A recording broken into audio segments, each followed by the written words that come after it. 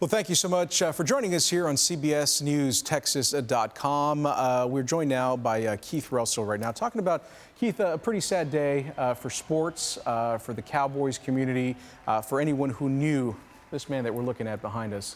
This is a legendary Hall of Fame executive for the Dallas Cowboys, Gil Brandt. We got word that he passed this morning at 91 years old. Yeah, we got word, and Ken, I was right in the midst of doing our 9 o'clock newscast, and it started to come across our CBS 11 feed, and that's how we ended our newscast, with talking about what Gil Brandt meant. And for a lot of people, Ken, unfortunately, they don't know because so much time has passed. He was 91 years old. But when you think about what we know as the combine today in the NFL, where all these teams, they pick their talent based on, how fast some of these guys can run and how high they can jump and how many reps they can do of 225 pounds on the bench press. Well, way before that, Gil Brandt was the first talent person who measured players in ways that did not involve carrying a football. He went out and found a guy like Bob Hayes, who was an Olympic sprinter and went to Florida A&M University. He was a sprinter, and Gil Brandt found him and turned him into a Hall of Fame wide receiver.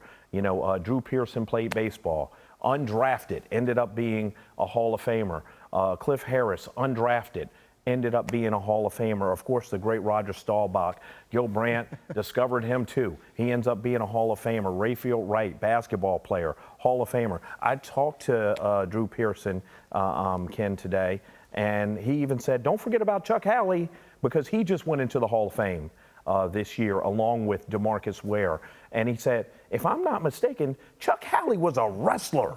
Yeah. But he found people that nobody else would think would ever be great football players, and he knew with his eye. That's how great he was. So on that point, right, that speaks to his ability to recruit. That also speaks about some of the magic that he sort of held when he would see these players, because, and we were talking about this earlier, back then in those early days, there was no social media. There was no, hey, send me a video, check out a TikTok or an Instagram post or anything of any of these kind of players. He had to, find them, go to where they were, set his eyes on it, and then really analyze them for what he saw.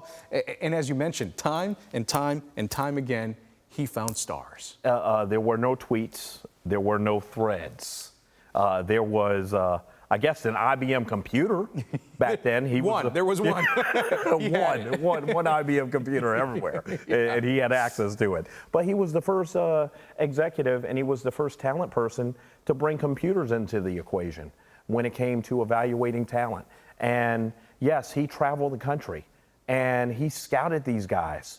And he scouted them. When we talk about Cowboys football, Ken, we talk about Mount Rushmore. And right now, we have 4 faces on the Mount Rushmore we know. But if I were to say 4 faces of a Cowboys Mount Rushmore, I'm talking about Tom Landry. Yeah, of course. Late, great Tom Landry. Right. One of the greatest coaches ever. Greatest Cowboys coach ever. Tex Schramm, president of the Cowboys. Gil Brandt, the vice president of player personnel, and now I